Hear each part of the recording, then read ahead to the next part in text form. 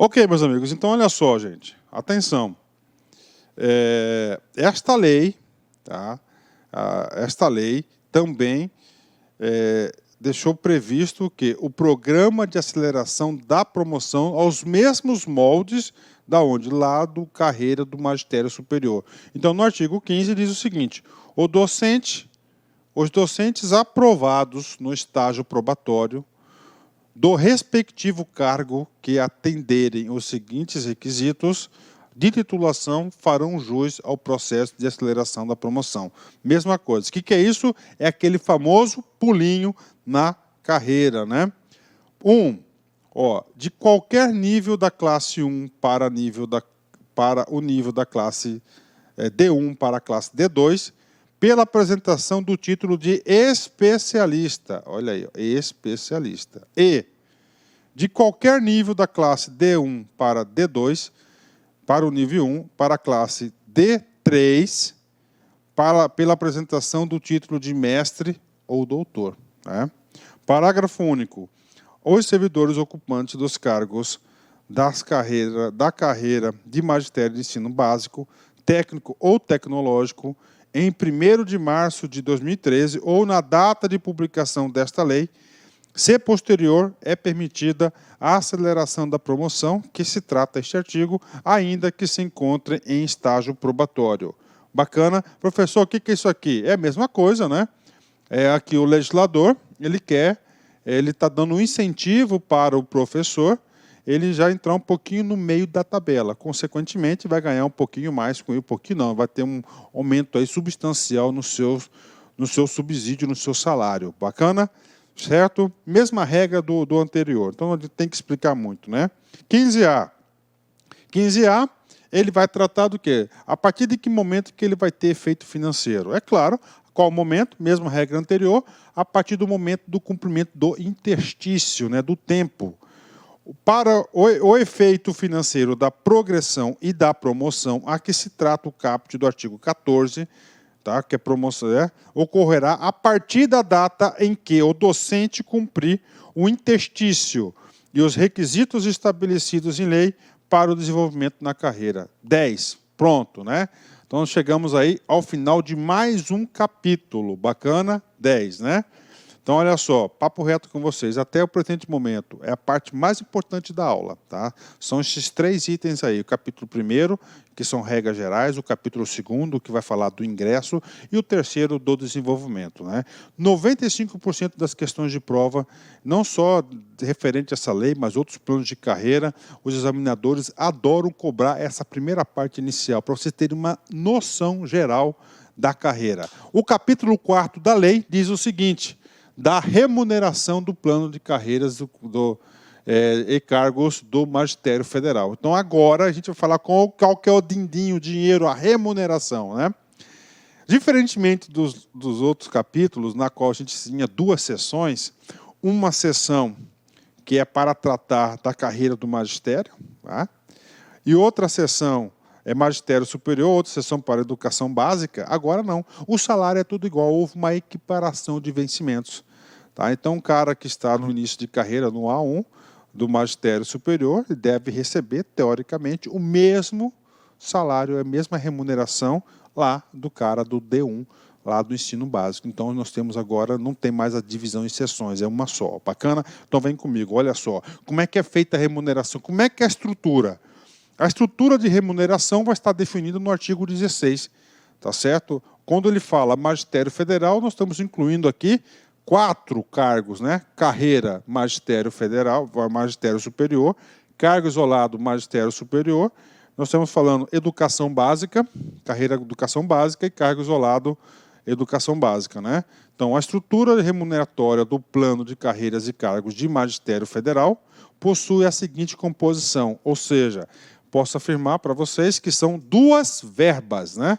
Nós temos, primeiro, o vencimento básico, conforme valores e vigências estabelecidas no anexo 3, para cada carreira, cargo, classe e nível. E nós temos, então, o vencimento básico e o famoso RT, né? Retribuição por titulação, RT. Então, qual que é a estrutura de remuneração do professor do Magistério Federal?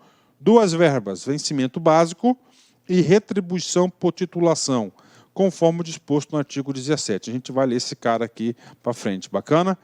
Pronto. Professor, cadê o anexo 3? Está aqui, né? Aqui está o anexo 3. Professor, lei é de 2013. Ok. Tá? 2013. Só que nós temos aqui, redação dada pela Lei 13.325 de 2016. Temos aqui, ó, efeitos financeiros a partir de 2015. O que aconteceu aqui? Né? Aconteceu de 2013 até a presente data, 2017. Tá? É que a categoria teve greves, teve reivindicações da categoria, teve greves aí, teve paralisações, né? Eu não estou muito no meio lá da universidade, né? Mas, claro, que a gente fica sabendo dessas coisas. E a categoria pediu o quê? A categoria pediu aumento salarial. E o governo deu aumento salarial. Tá? Ele deu escalonado. Tá? Então, aqui, letra A. Ó, efeitos financeiros a partir de 1º de março de... Vou colocar aqui, ó, 1º de março de 2015. Ok? Então, a partir dessa data aqui, essa aqui foi a tabela. Ok? Essa foi a tabela. Eu só peguei uma carreira aqui para exemplificar, porque ambas têm a equiparação. O que acontece? Olha só, efeitos financeiros, ó. Então ele fez um escalonado aqui, ó, de 2019. Então nós temos aqui, tá? Nós temos aqui, ó, nós temos aqui desse período aqui, vou fazer certinho aqui, ó, desse período aqui, tá? Ó, desse período que nós temos aqui, ó, houve o quê? Um aumento salarial. Então, teve o quê? Um aumento escalonado, né? Tá certo? Um aumento escalonado até 2019, né? Só para ter valores aqui. Vamos pegar dois valores. Ó, 2015, ó, salário inicial, ó. Vou colocar o salário inicial e o final, ó. 4.000, só para a gente ter uma referência. E R$14.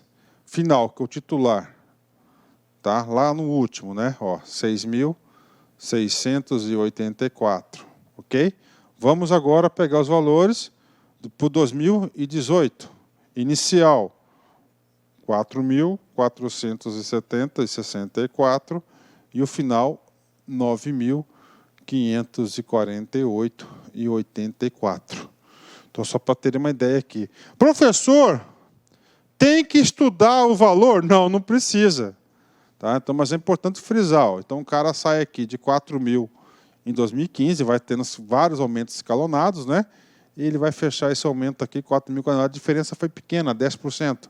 Agora, esse cara aqui já teve uma diferença significativa, 6.634 foi para 9.548. Bacana? Então, aumento escalonado, isso aí é comum, tá? É muito comum isso aí. Fechou? Então, aqui está a tabela.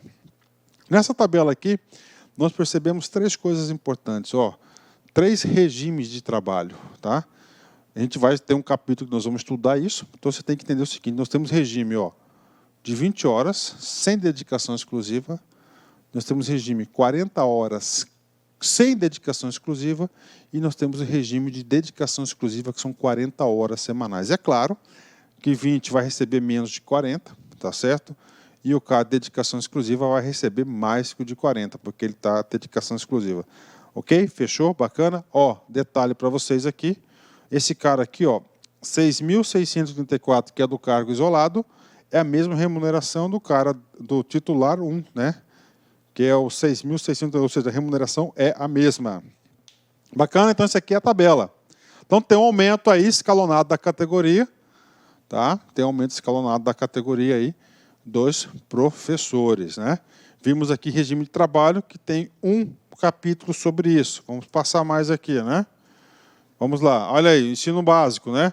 Outra coisa interessante, ó, tá? Mesma coisa, mesma tabela salarial do magistério superior do ensino básico, tá? Ó, vencimento básico, ó, igualzinho o vencimento básico das duas carreiras, ok? Duas carreiras, né? Faz sentido? Claro que faz sentido. Houve uma equiparação das carreiras de professor, tá? Parágrafo único. Fica divulgada, na forma do anexo 3A, a variação dos padrões de remuneração estabelecidos em lei nos cargos de plano de carreiras e cargos de magistério federal. Alteração de 2016. O que é isso, professor? É o seguinte, são os percentuais de diferença. Tá? Vamos pegar aqui, ó. Olha só, titular livre, associado, D4, adjunto, assistente. Olha a equiparação, né? Ó, se você sair daqui para cá, você ganha 1%. Você trocou de classe, 10%, depois 1%, 10%, 1, 20%, tá certo? Aí o que acontece? Isso é atual. Agosto de 2017, vai ter uma alteração, ó. Antes era 1%, passou para 2,34%. Ó, 3,64%, 5%. Então, houve uma redistribuição aqui dos percentuais de acordo com a movimentação da progressão funcional e da promoção funcional. Tudo isso é ganho da categoria. Tudo isso aqui, com certeza, é objeto aí de muita luta da categoria. Bacana? Fechou? 10, né? Então, são os percentuais, né, da tabela. 17, tá? Fica instituída a RT. Então, vamos comigo aqui. A remuneração, a estrutura, são 2. Vencimento e RT. O que é RT? Retribuição por titulação. É muito importante a retribuição por titulação, porque nós temos que pensar, focar o quê? Nós temos que focar na natureza das universidades e instituições federais. O que é conhecimento? Então, tem que incentivar o que é a produção, o acúmulo do conhecimento. Então, você vai ter uma verba específica que é a retribuição por titulação. Quanto mais titulação tiver, com certeza, teoricamente, pela lógica, deve ser melhor o ensino. Fica instituída a RT devida ao docente integrante do plano de carreiras e cargos do Magistério Federal. O Magistério Federal são todo mundo, né? Em conformidade com a carreira, cargo, classe, nível de titulação comprovada nos valores de vigência estabelecidos no anexo 4. A gente já vai lá no anexo 4. Eu vou direto no anexo 4, depois eu volto. Olha aqui. Então, isso aqui, ó 1º de março de 2015, tá? Tá aqui, tá? Aperfeiçoamento. Aqui também tem até 2019, né? Ó, o cara tem aqui, se o cara tem aperfeiçoamento, especialização, mestrado, doutorado. Olha como vai mudando o salário, vai sempre aumentando, bola de neve, né? Pô, o cara assistente, olha só, se tem aperfeiçoamento, R$ 92 a mais o salário, né? Se o cara já tem o tal do doutorado, 971, 10 vezes mais que 10 vezes mais o salário do sujeito aí, né? Então, é importante isso? Sim.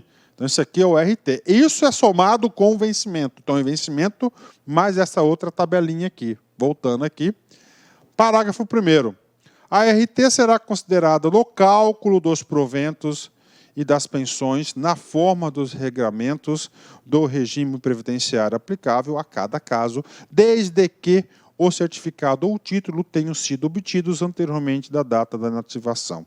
Então, o que significa aqui? O parágrafo 1º coloca aí regra da paridade. Está estendendo o benefício para aqueles que já se aposentaram. Mas ele diz, ó, o cara não tinha doutorado, ele formou, só tinha especialização, aliás, ele aposentou, só tinha especialização. Depois ele, tranquilo, na casa dele, gosta de estudar, fez um DR, fez um doutorado.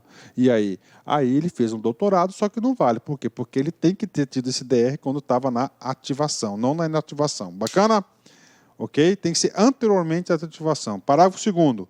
Os valores referentes à RT serão percebidos, ou seja, recebidos cumulativamente para diferentes titulações ou com quaisquer outras retribuições por titulações adicionais ou gratificações da mesma natureza. Ó, serão, não, desculpa, aqui, ó, eu esqueci do não. De novo, os valores referentes à RT não serão percebidos, recebidos cumulativamente. O que é isso, professor? O cara tem aperfeiçoamento, especialização, mestrado, doutorado. Ele ganha todas, não, só uma, a máxima, maior.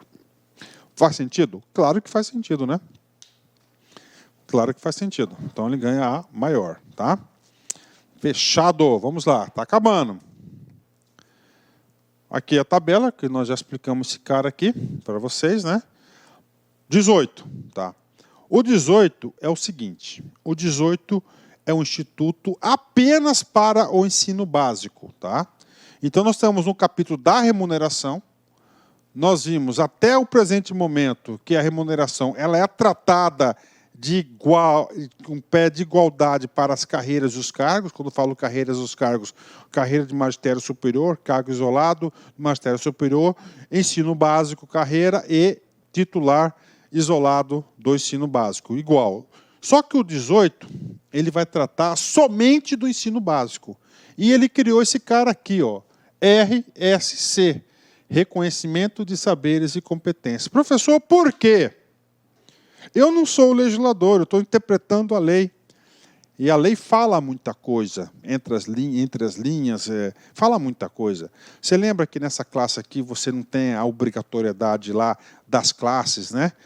Qual que é das classes? Você tem 24 meses e avaliação de desempenho. 24 meses e avaliação de desempenho, não é isso? Você não tem mestrado, doutorado, não é isso? Não tem. Então ele criou esse cara aqui, isso aqui para o pagamento da RT, a retribuição por titulação. Então ele criou níveis, ou seja, se você tem uma especialização, você é RC1, mestrado é RC2, doutorado é RC3. Para quê? Para incentivar a titulação. Né? No caso dos ocupantes dos cargos de carreira de magistério e ensino básico, técnico ou tecnológico, para fins de percepção da RT, será considerada a equivalência da titulação exigida com o reconhecimento de saberes de competência RSC. Então está aqui o RSC, que trata o CAPT, poderá ser concedido pela respectiva IFE, Instituição Federal de Ensino, de lotação do servidor, em 3 níveis, RC1, 2 e 3. Sendo o seguinte, olha só, o RC1 equivale à titulação de especialização. RC2, pós-graduação, lato sensu, RC2 é mestrado. E o RC3 equivale a doutorado. Então, isso aqui é para quê? Para incentivar a titulação. Faz sentido? Faz, porque, olha só, o RT, qual é o nome da RT? Retribuição de titulação. Então, quanto mais titulação você tiver, você tem aí. E na estrutura de tabela, lá do desenvolvimento da carreira do ensino básico, não tem bem definido isso, mestrado, doutorado, já do magistério tem. Então, aplica-se apenas à educação básica, esse artiguinho 18. Parágrafo 3º do artiguinho 18. Será criado o Conselho Permanente para o Reconhecimento de Saberes e Competências no âmbito do Ministério da Educação, com a finalidade de estabelecer os procedimentos para a concessão do RSC. Esse cara aqui, vai criar, então, um conselho que vai ditar as regras de percepção desse benefício. Parágrafo 4º. A composição do conselho e as suas competências serão estabelecidas em ato do ministro da Educação. Parágrafo 5º. O Ministério da Defesa possuirá representação no conselho que trata o parágrafo 3º e o 4 na forma do ato previsto. Por quê? Porque no Ministério da Defesa nós temos aí várias instituições de ensino vinculadas ao Ministério da Defesa. Então, isso também, lá tem pessoas que recebem o RSC, né? Artigo 19. Nenhuma hipótese o RSC poderá ser utilizado para fins de equiparação ou titulação para cumprimento de requisitos para promoção na carreira. Então, isso aqui não tem nada a ver com promoção na carreira. Isso aqui é um benefício chamado RSC, somente para os caras lá no Institutos Federais do Ensino Básico. Bacana? Fechamos o capítulo 4º da remuneração. Vamos para o capítulo 5º. O capítulo 5º fala da regime de trabalho do plano de carreiras, o regime de trabalho. Professor, nós já sabemos, sim, nós já sabemos, regime de trabalho 20 horas, 40 horas sem dedicação exclusiva e 40 horas com dedicação exclusiva ao regime de trabalho. Então, são 3 hipóteses. Vamos ler aqui os artiguinhos. Vamos lá. O professor das IFE, ocupante de cargo efetivo do plano de carreiras e cargos do Magistério Federal, o Magistério Federal, quando eu falo isso, é de todo mundo, será submetido a um dos seguintes regimes de trabalho. Primeiro, 40 horas semanais de trabalho em tempo integral, com dedicação exclusiva às atividades de ensino, pesquisa, extensão e gestão institucional. Então, primeiro, 40 horas, dedicação exclusiva. Ou tempo parcial de 20 horas semanais de trabalho. Então, tempo parcial de 20 horas de trabalho. Bacana? Então, vamos aqui. Professor, e o tal do 40 horas sem dedicação exclusiva? Está aqui. no parágrafo 1º. Excepcionalmente, quando fala excepcionalmente, porque não é o padrão. Então, o padrão da jornada de trabalho é 2, 40 com dedicação exclusiva ou parcial 20 horas. Excepcionalmente, a Instituição Federal de Ensino poderá, mediante aprovação do órgão colegiado superior competente, admitir a adoção de regime de 40 horas semanais de trabalho em tempo integral, observando 2 turnos diários completos, sem dedicação exclusiva para as áreas com características específicas. Ou seja, professor, existe 40 horas sem dedicação exclusiva? Existe. Mas em caráter excepcional e aprovado pelo colegiado superior da universidade. Por quê? Porque a universidade, penso, com esse dispositivo, é o seguinte, ele quer cara exclusivo, ele está querendo pessoas, o quê? Estão querendo pessoas com dedicação exclusiva para pensarem, ter na cabeça lá. O que acontece muito? Muito cara lá é professor, doutor exclusivo e tal, e tem um monte de coisa por fora aí, né? Faz de tudo, menos aquilo que tem que fazer. Então a lei está proibindo, inclusive o seguinte, tem muita gente aí sofrendo processo nisso aí, viu? A Controladoria Geral da União aí, ó, o cara tá direto. Muito processo federal nisso aí, viu? Professor que está desrespeitando isso aí. Parágrafo 2º. O regime de 40 horas com dedicação exclusiva implica o impedimento do exercício de outra atividade remunerada, pública ou privada, com exceções previstas nessa lei. Então, olha aí.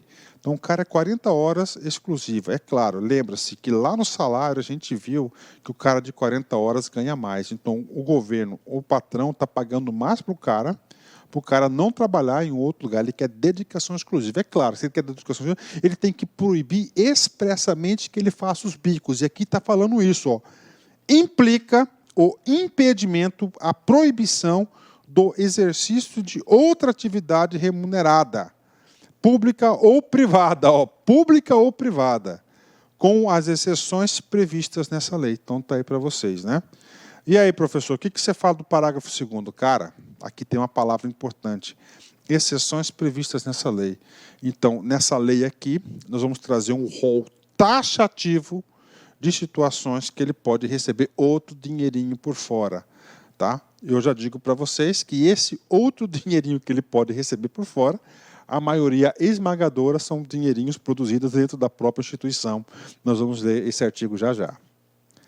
Os docentes em regime de 20 horas poderão ser temporariamente vinculados ao regime de 40 horas, sem dedicação exclusiva, após a verificação da inexistência de acúmulo de cargos e da existência de recursos orçamentários e financeiros para as despesas decorrentes da alteração do regime, considerando-se o caráter especial da atribuição do regime de 40 horas, sem dedicação exclusiva, conforme disposto no parágrafo 1º, nos seguintes hipóteses. Então, aqui está falando o seguinte, o cara de 20 pode ir para 40, né?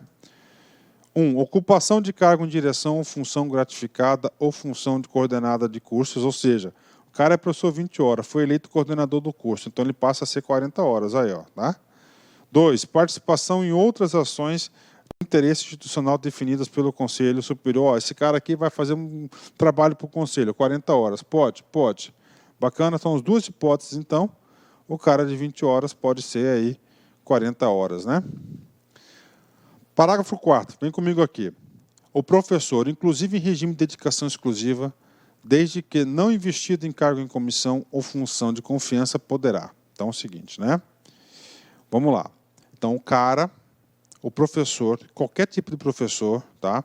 20, 40 ou DE, investido no cargo em comissão ou função, desde que não investido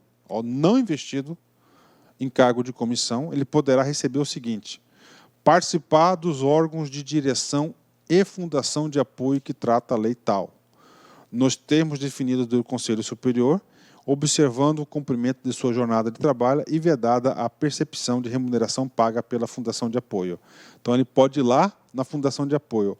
Ocupar cargo de dirigente máximo de fundação de apoio que trata a lei tal, tá? Mediante deliberação do Conselho Superior. Então, ele pode ser ele pode ser presidente aí, dirigente máximo dessa fundação de apoio. 21. Isso aqui é muito importante. Tá? Muito importante.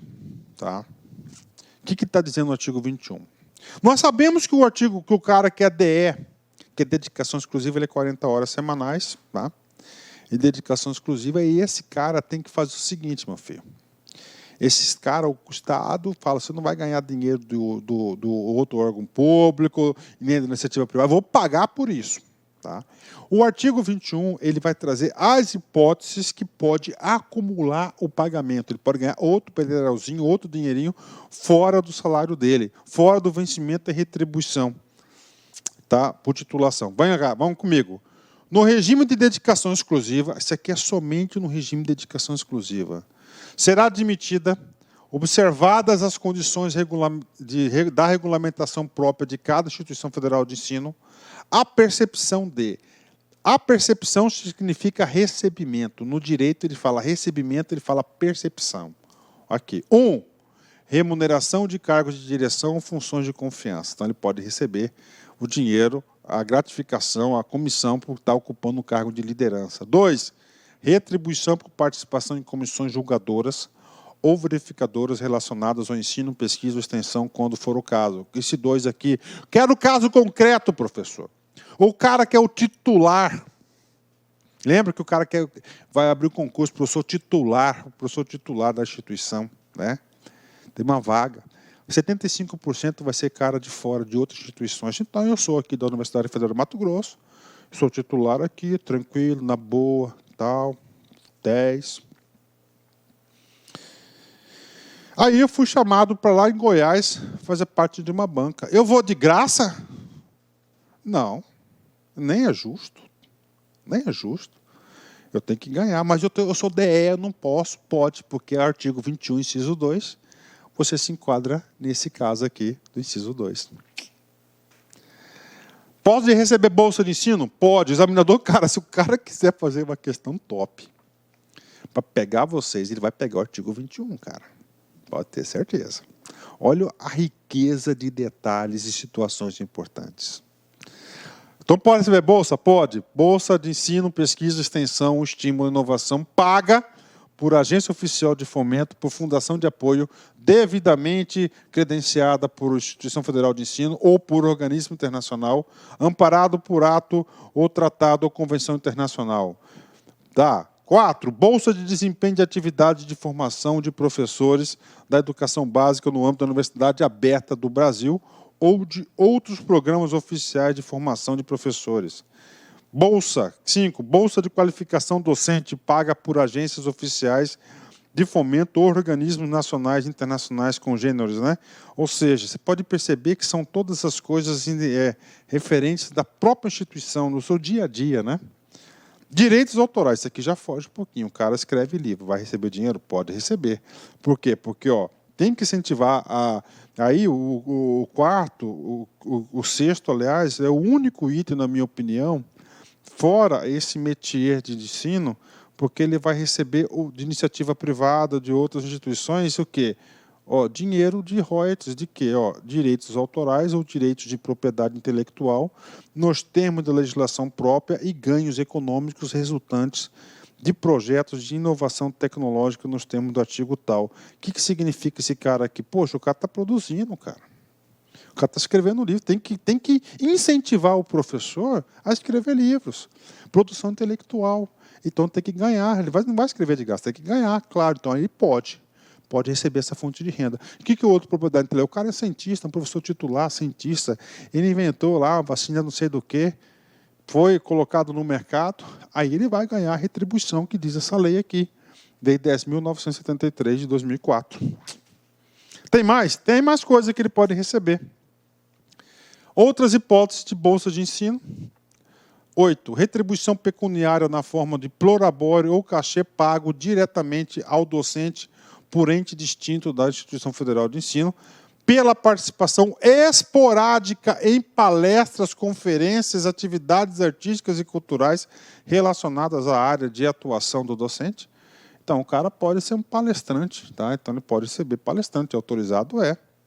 9. Gratificação por encargo de curso ou concurso, que trata o artigo 112. O que é isso aqui? Ele vai participar da banca de concurso, ele pode receber, ele vai fazer uma questão da prova de concurso, ele recebe por isso, está autorizado. 10. Função comissionada, coordenação de curso, com certeza. 11. Retribuição pecuniária, dinheiro em caráter eventual, por trabalho prestado no âmbito de projetos institucionais de ensino, pesquisa, extensão, tá, na forma da lei tal, ok? E, finalmente, 12, retribuição pecuniária por colaboração espontânea de natureza científica ou tecnológica em assuntos de especialidade do docente, inclusive em polos de inovação tecnológica devidamente autorizada pela IFE, de acordo com as suas regras. Então, são as 12 hipóteses que ele pode furar o olho da dedicação exclusiva. E os parágrafos agora vai amarrando, tá? Vai amarrando aqui, vai amarrando essas hipóteses. Vamos lá. Primeira hipótese, né? Primeiro parágrafo. Ó. Considera-se esporádica a participação de remuneração da atividade do inciso 8. Né? Vou voltar aqui. O 8 diz respeito à participação de, olha só, em palestras, né? Então, aqui. Então, 8, esporádico. O que é isso aqui? Palestras, seminários, não sei o quê, apresentações artísticas, ó. Autorizada. Então, ele tem que ir, desde que autorizada. Vou dar uma palestra nos Estados Unidos. Então, a universidade tem que autorizar antes, tá? Que no total não exceda 30 horas anuais. Então, ele pode trabalhar 30 horas anuais, né? Ele pode. Então, é um limite dele. Está colocando limites. Senão, ele ficar só fazendo isso, em vez de dar aula, né? 2. Os limites de valor de condições de pagamento das bolsas e remunerações referidas neste artigo, na ausência de disposição específica na legislação própria, serão fixadas em normas das universidades. Está dando autoridade para cada um fazer seu regimezinho. 3º, o pagamento de retribuições pecuniárias que trata o inciso 11 do caput será divulgado na forma tal. As atividades que tratam o inciso, então coisas aí que vocês têm que dar, não é tão assim, tá? Importante. Agora, aquelas hipóteses são importantes. Artigo 22. Último artigo do tocante remuneração. O professor poderá solicitar alteração de seu regime de trabalho mediante proposta que será submetida à unidade de lotação. Então, está aí. O cara é 20 horas, ele quer ser agora 40 horas com DE. Pode. O que tem que fazer? Protocolizar, solicitar verbalmente, né? Está aqui. Parágrafo 1º. A solicitação de mudança de regime de trabalho, aprovada na unidade referida no caput, será encaminhada ao dirigente máximo no caso das IFs vinculadas ao Ministério da Defesa ou à Comissão Permanente de Pessoal Docente, tá, que trata o artigo 26. A gente vai ler essa comissão mais para frente, isso aqui está no roteiro. Vinculadas ao Ministério da Educação para análise e parecer anteriormente. Ok, está tranquilo. Parágrafo 3º. A hipótese de concessão, tá, de afastamento sem prejuízo de vencimento, as solicitações de alterações de regime serão autorizadas após decurso do prazo igual do afastamento concedido. Tá, então, tranquilo aí, tá? Tranquilo, vamos lá. 7º, estágio probatório. Então, estamos falando aqui do estágio probatório. O estágio probatório é uma determinação constitucional. O estágio probatório também é uma determinação da Lei 8.112 de 1990. E, claro, que o plano de carreiras e cargos aí do Magistério Federal tinha que trazer essa previsão. Lembramos o seguinte, que nós temos aqui o estágio probatório, o prazo são 3 anos. 3 anos, a gente vai falar um pouquinho sobre esse cara aqui. 23. Esse estágio probatório é para confirmar o sujeito no cargo. Porque do dia que ele entra até dar os 3 anos, o transcurso dos 3 anos, ele está sendo avaliado. Se ele tem habilidades para ser efetivado no cargo público ou não. Tá? Avaliação especial de desempenho do servidor em estágio probatório, ocupante de cargo pertencente do plano de carreiras e cargo do Magistério Federal, será realizado por comissão de avaliação de desempenho designado no âmbito de cada. Então, vamos lá, regra geral. Quem que vai fazer essa tal de avaliação do estágio probatório? Comissão de avaliação de desempenho. Quem vai designar? Cada uma faz a sua, a Instituição Federal de Educação. Parágrafo único. A comissão de avaliação de desempenho deverá ser composta de docentes estáveis, ou seja, não pode ser outro cara que está em estágio probatório, tem que ser docentes estáveis, com representações na unidade acadêmica, de exercício do docente avaliado e do colegiado do curso no qual o docente ministra o maior número de aulas. Então, ou seja, quem deve fazer parte dessa comissão, o resumo da ópera do parágrafo único, qual que é a intenção do legislador, é com aquelas pessoas que têm contato com ele, que façam essa avaliação, mais do que justo. Partindo um pouquinho, saindo dessa lei 12.772, lá para a lei 8.112, o artigo 20. O artigo 20 trata do estágio probatório. Vem comigo aqui. Ao entrar em exercício o servidor nomeado para o cargo de provimento efetivo, ficará sujeito a estágio probatório por período de 24 meses, durante o qual a sua aptidão e capacidade serão objeto de avaliação para o desempenho do cargo, observados os seguintes fatores. Vide a emenda constitucional 19. Tá. Antes de ver os fatores aqui, comigo aqui. Na lei 8.112, primeira coisa, o professor do magistério federal está sujeito à lei 8.112? Com certeza. O professor está sujeito a duas leis especificamente, o servidor, professor-servidor. Primeiro, a lei 8.112, que é o Estatuto do Servidor Público, e segundo, a lei 12.772, que é o seu plano de carreiras e cargo. Está lá. Ok, está lá. Aqui está em negrito, 24 meses. Por quê? Mesmo estando 24 meses, você tem que colocar na sua cabeça que são 36 meses. Por quê, professor? Tem uma discussão enorme, antiga, porque a emenda constitucional de 98 alterou o prazo da estabilidade para 3 anos. Para 3 anos, né? Ou seja, equivale a 36 meses. E aí nós temos aí muitos julgados nisso, tá? De tribunais superiores, muita jurisprudência, muitos doutrinadores falando sobre isso. E já está convencionado, isso é matéria pacificada, mesmo o artiguinho 20 da lei 8.112 falar que são 24 meses, nós sabemos que na aplicação prática do prazo para avaliação do estágio probatório são de 36 meses. Nunca se esqueçam disso. 36 meses. Bacana, fechou? 10, né? Então, já foi a primeira observação. São 36 meses. Na Lei 8.112, nós falamos aqui desse rol de requisitos. São 5. Na Lei 12.772, que é objeto dessa aula, ela ampliou um pouco mais esse rol. Pode? Claro que pode. Quais são da Lei 8.112? Assiduidade, disciplina, capacidade de iniciativa, produtividade e responsabilidade. Tá? Então, esses são os requisitos aí. Tá? Bacana. Voltando para a lei agora, comigo. Artigo 24. Além dos fatores previstos no artigo 20 da Lei 8.112, a avaliação especial de desempenho docente em estágio probatório deverá considerar, então, além desses, deverá considerar todos esses aqui, 6. Só pelo texto você viu que ampliou. Tá? E chama atenção para vocês, o examinador adora fazer questões quando tem itens, principalmente múltipla escolha. Ele pega um desse aqui e prejudica, escreve errado alguma coisa, uma contradição e manda se marcar errada. Né? Adaptação do professor ao trabalho, verificada por meio de avaliação da capacidade e qualidade do desempenho das atribuições do cargo. 2. Cumprimento dos deveres e obrigações do servidor público, com estrita observância da ética profissional. 3. Análise dos relatórios que documentam as atividades científico-acadêmicas e administrativas programadas no plano de trabalho da unidade de exercício e apresentações pelo docente em cada etapa de avaliação. 4. Assiduidade, disciplina, desempenho didático-pedagógico, a capacidade de iniciativa, produtividade e responsabilidade. 5.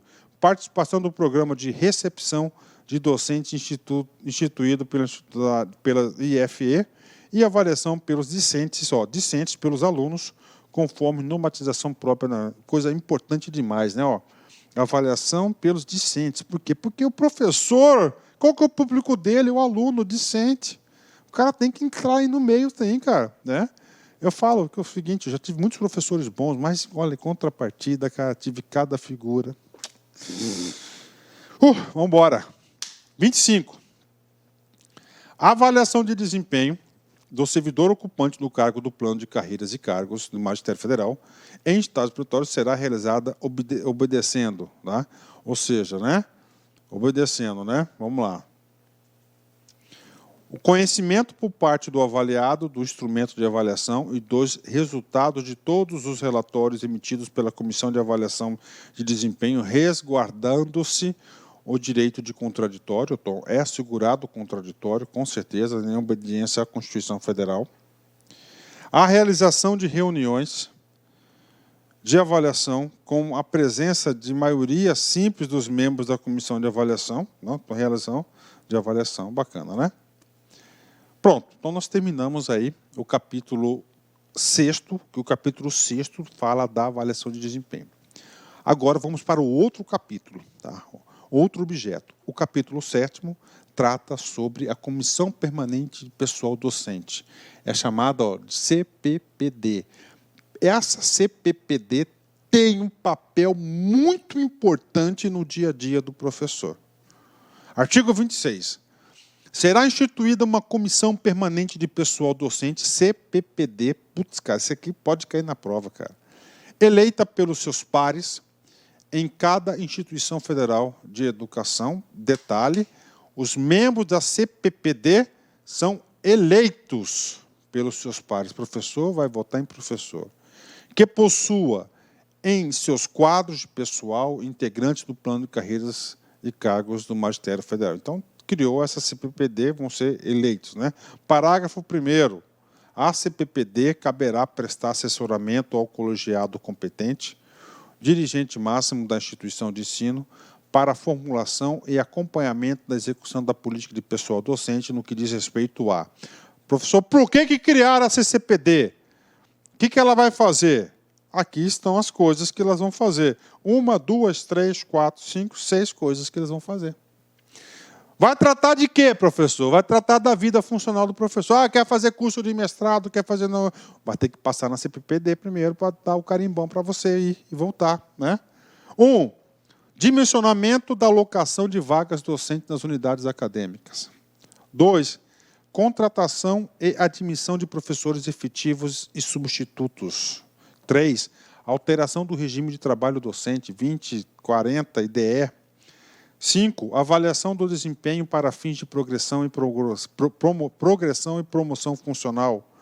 5. Solicitação de afastamento de docentes para aperfeiçoamento, especialização, mestrado, doutorado ou pós-doutorado. E 6.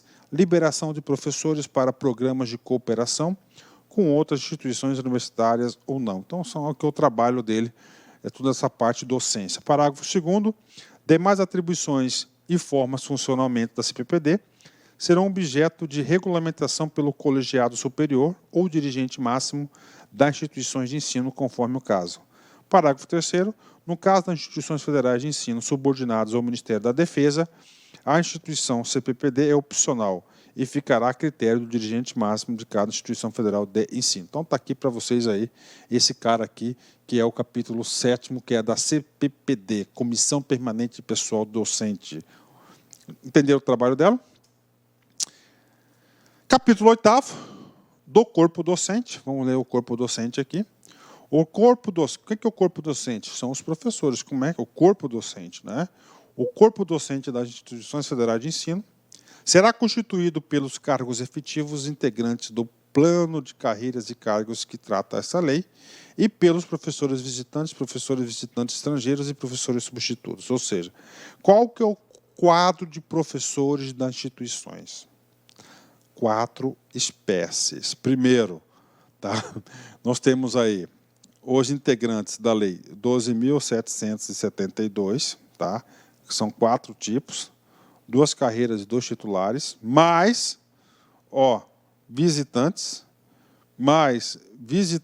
estrangeiros e mais substitutos. Esse cara aqui eu já fui. Olha que pergunta interessante, né? Quais são os 4? Carreira magistério superior, cargo isolado titular magistério superior, carreira educação básica, cargo isolado titular educação básica, mais visitantes estrangeiros e esse cara que é o substituto que eu estive lá, né? Quem dera um dia eu esteja aqui, né? Eu pretendo um dia, né? Tem que parar, estudar, encarar isso aqui. Vamos ver se a gente consegue chegar lá, né? Artigo 28. A contratação temporária de professores substitutos, professores visitantes e de professores visitantes estrangeiros será feita de acordo com o que dispõe a Lei 8.745 de 93, uma lei que trata de contratação de substitutos. Artigo 29. Olha só, houve uma alteração da Lei 8.745. A contratação de professor visitante e de professor visitante estrangeiro, de que trata incisos 4 do caput, terão um objetivo: 1.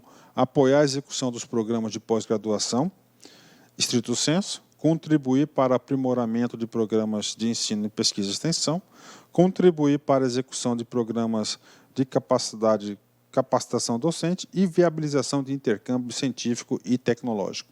Então, aqui está falando aqui por que a instituição deve contratar esses caras aqui, professor visitante e professor visitante estrangeiro.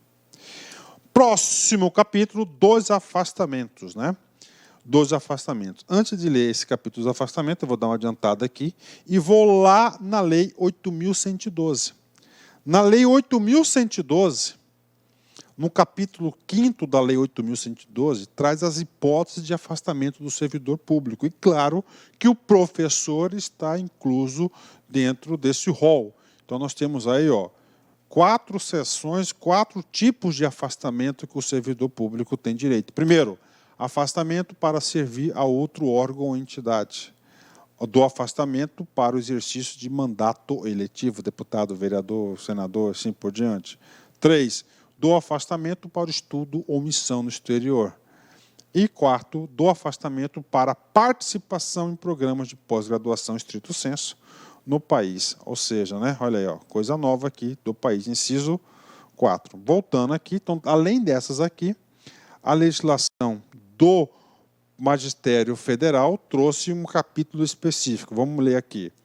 30. O ocupante de cargos do plano de carreiras e cargos do Magistério Federal, sem prejuízo dos afastamentos previstos na Lei 8.112, que eu acabei de passar para vocês, poderá afastar-se de suas funções assegurados todos os direitos e deveres a que fizer jus para 1.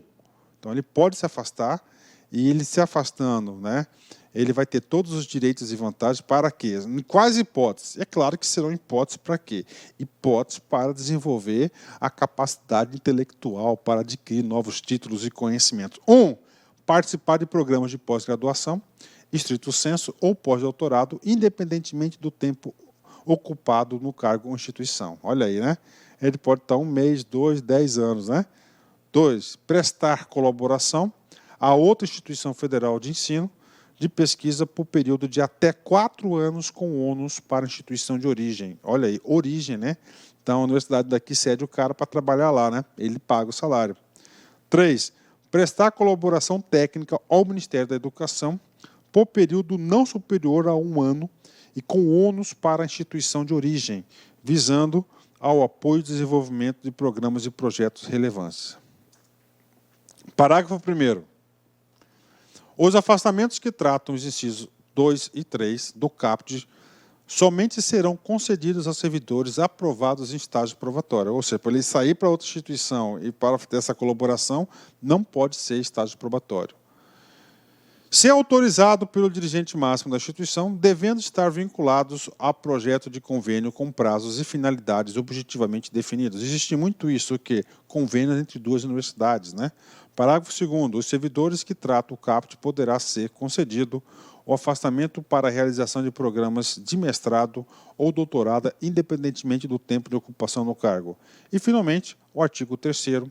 Ato do dirigente máximo ou o Conselho Superior da Instituição Federal de Ensino definirá, observada a legislação vigente, os programas de capacitação e os critérios para a participação em programas de pós-graduação com ou sem afastamento do servidor e suas funções. Pronto, terminamos aí o afastamento. Bacana? Já vimos esse cara aqui. E agora, professor, agora, reta final para vocês. Agora, um trabalhinho extra para vocês. Gente, eu trabalhei muitos artigos contigo aí do plano.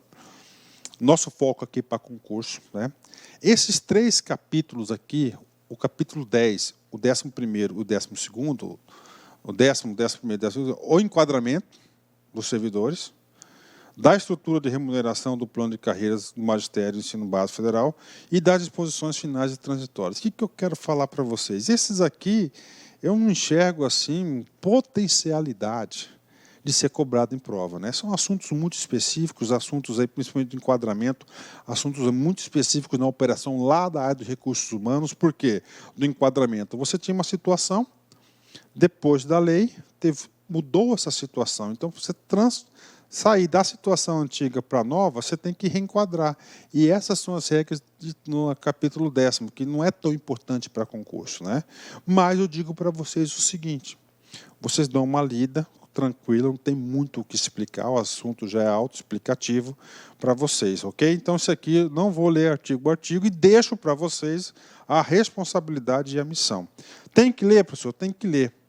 Aqui, cara, a probabilidade é muito pequena de cair, mas cai. Por exemplo, vem comigo aqui, olha só. No artigo 42 da lei, lá nas disposições finais e transitórias, né? Então, ele muda, olha só, a Lei 11.892, do 29 de dezembro de 2008, passa a vigorar com as seguintes alterações. Então, essa lei, o artigo 42, alterou o artigo 11 da Lei 11.892. E o parágrafo 1º, poderão ser nomeados pró-reitores, os servidores ocupantes de cargo efetivo da carreira docente ou de cargo efetivo com nível superior da carreira dos técnicos administrativos do plano de carreira dos cargos técnico-administrativos de educação, desde que possuem, no mínimo, 5 anos de efetivo exercício na instituição federal de educação profissional e tecnológica. Ou seja, os caras aí, para ser reitor, né, isso aqui, para ser reitor, né, eles têm que ter 5 anos, ok? Isso aqui, tá? Infelizmente, olha a questão aí, né? Essa questão aqui essa questão vai tratar de um assunto muito específico, né? Vamos ler primeiro, eu volto o assunto para vocês, ó. IF Goiás, UFG 2016, assistente de administração. De acordo com a Lei 11.892, modificada pela Lei 12.772, poderão ser nomeados pró-reitores os servidores ocupantes de cargo efetivo com nível superior à carreira dos técnicos administrativos, desde que exerçam o cargo de forma efetiva em instituição federal de educação profissional e tecnológica pelo período mínimo de 5 anos. O que é isso? É o dispositivo do artigo 42 da Lei 12.772, que alterou a Lei 11.892, né, que fala 5 anos, né? Está possibilitando que os técnicos administrativos também possam exercer o cargo de pró-reitores, que são cargos de liderança, cargos aí de altíssima liderança dentro das instituições federais de ensino. Bacana? Então, o gabarito dessa aqui é a letra D. Agora, é uma questão assim totalmente fora, cara, totalmente fora, pode ter certeza, né? Não sei por que o examinador fez tantas coisas interessantes para ser cobrado, cobrou logo isso, né? Bacana? Então, dou por encerrado essa grande aula para vocês da Lei 12.772 e deixo essa mensagem no fundo do meu coração para vocês. Objetivo do dia: ser uma pessoa melhor. Puta, eu falo para vocês, todo dia eu falo, eu quero ser uma pessoa melhor. Eu falo isso comigo mesmo, no meu íntimo, né? Não perfeito, apenas melhor do que ontem. Gente, sempre melhor do que ontem, né? Isso vai a evolução, o desenvolvimento contínuo. Tá certo? Fortíssimo abraço, fique com Deus, até a próxima, se Deus quiser. Tchau, tchau. Clique like.